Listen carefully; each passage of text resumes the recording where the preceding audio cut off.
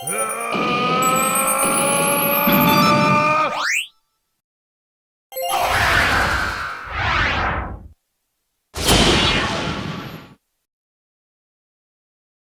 what's up guys? I'm back. It's been a little bit since my last video.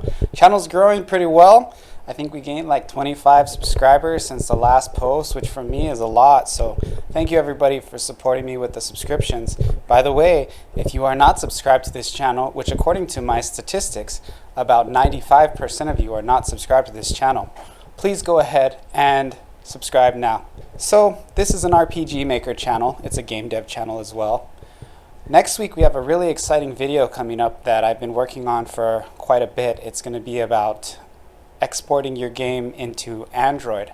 I'm nearly finished setting up the Android version of my game, and I'll probably be deploying it on Google Play anytime this year, maybe, definitely before 2003, and it will be available via beta test, so look forward to that. Through the process of creating this beta version of my game, I discovered how to do it, and I also discovered that there's not a lot of good literature out there.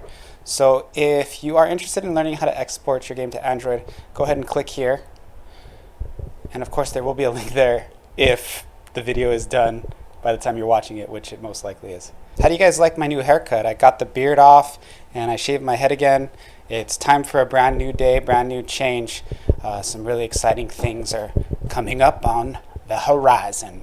So what are we talking about today? We're talking about timed attacks, both button mash timed attacks and timed attacks where you have to push the button at a very specific time.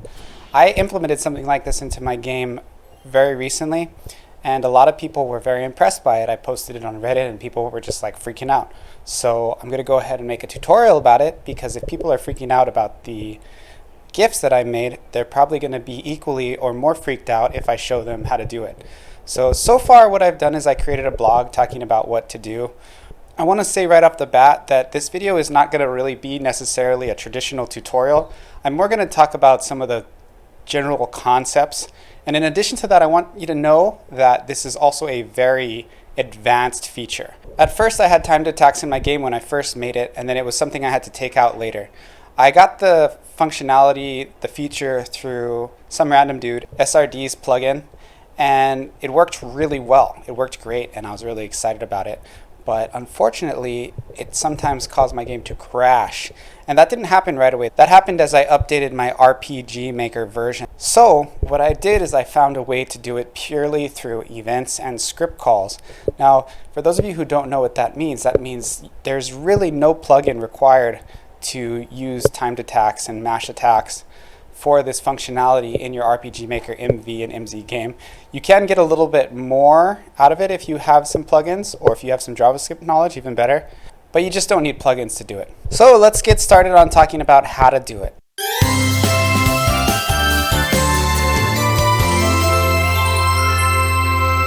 First off, go into my blog, go look up the little tabs that you press and they come down, and just copy those. You're going to have to recreate those yourself, and I think the process of doing that will be beneficial for you. That's going to be the majority of your work, is doing that. So if you can do that, I'm not going to really explain to you specifically the little things on each of those tabs that you have to do, because really that's just beyond the scope of a video. And furthermore, that's something that's just better served by the blog post itself. So just go ahead and look at that blog and copy it. If you have questions, let me know in the comments or join our Discord.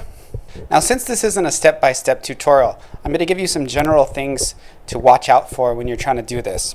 First off, you're going to have to worry about the variables, switches, and common events that I use. Make sure that you have corresponding common events available in your project so that you'll be able to use these resources as needed.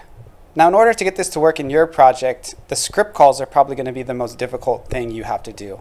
So script calls are JavaScript that can be executed within an event.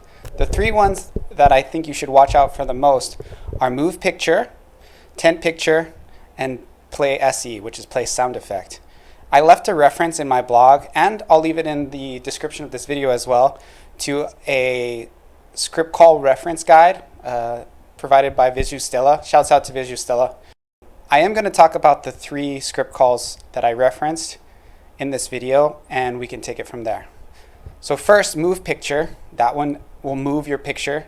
I use this, for example, to move the cursor along the window that you would use in a time attack. I also use move picture to increase the size of the rectangle that I use in my button mash attack. I also use it to make the pictures appear, because when you use the show picture, which you can do with an event, you don't have to use a script call, you then have to use move picture to make it show, or to make it fade in or fade out or move or whatever. The tent picture I use to change the color of the mash bar as it increases. The tent picture, at least in my game, changes the mash bar from red to yellow. The play SE or play sound effects, I use this feature to play a certain sound effect, and with the script call you can actually set it to increase the pitch according to a specific variable. So as the bar becomes more full, the sound that is played when you push the button actually becomes higher pitched and higher pitched. So go ahead and recreate the event in your project the way I did it. And if you have any questions, go ahead and leave them in the comments now, or go check me out on Discord. So we're on the next part of our tutorial now, and what we're going to talk about is implementing these effects into an actual skill. From what I gather, there's really 3 ways to do it. The first way is to use the database and put it right in the effects area in a given skill. That should be popping up on the screen now. So this area that's highlighted is the effects area, and you can actually double click that and then add a common event into the skill. This is probably the easiest way and what I recommend to do initially to get started. It also doesn't require any premium plugins, so it's totally free. So that's a huge benefit, and it's also a good way to test the common events to see if they work before you implement them into a more complex action sequence. The second way to implement a common event into your attack animations or your skills is to use the Visual action sequence plugins or the Yanfly action sequence plugins. There should be links to those in the blog and the description below. The Visual action sequence plugin is what you'd use for RPG Maker MZ. The Yanfly plugin suite or Yanfly action sequence plugins are the ones that you would use for RPG Maker MV. Now, it's pretty simple if you know how to do action sequences to implement a common event into the action sequence. With an action sequence plugin, it's a little bit easier to put the common event exactly where you want it in the sequence of events within a given ability. So if you want more control over when and how it works, I would use action sequence plugins, and it's a little bit easier to do it this way than the next way. And the third and final way to implement a common event into your action sequence or your skill is to use a pure JavaScript animation. The thing about this is an extremely advanced way to do it, and you need not only a very strong grasp on JavaScript, but also RPG Maker and the library that it provides itself. I think if you do know how to do this, there are tons of times in which this can be far superior to using an action sequence plugin, but the learning curve is very high for something like this. So unless you're like me and you've been working on a commercial game for years, you probably are not going to it's probably not going to be the best match for your skill level. And the logic of the action sequences with Yanfly and Visual suites are very similar. So those actually are a nice stepping stone up into using the JavaScript or pure JavaScript method of making these action sequences. All right, well, I bet you're really confused now. We're going to go ahead and close the video, but I hope that wasn't too difficult for you to listen to. I understand that this video is probably only going to get like 25 views because this is an extremely advanced feature in an RPG Maker game, and only people who are making commercial RPG Maker games are even going to be interested in this, and most of them won't even be on YouTube because they're too busy making their games. So I understand that this is just a video that I'm really making for my own self. So if you don't like this video and you want some more simple videos, hopefully I have some on the channel, but if I don't, maybe unsubscribe or dislike this video.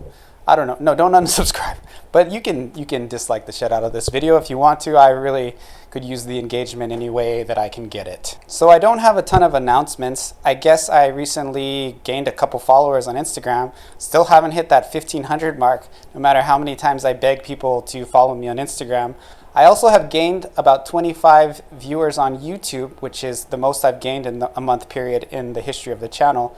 and I have by far the most views because I've started to use YouTube Shorts. Make sure you look for my YouTube Shorts. I've been posting maybe 3 or 4 a week, mostly content from the past, and those have provided me with more views than I've ever gotten.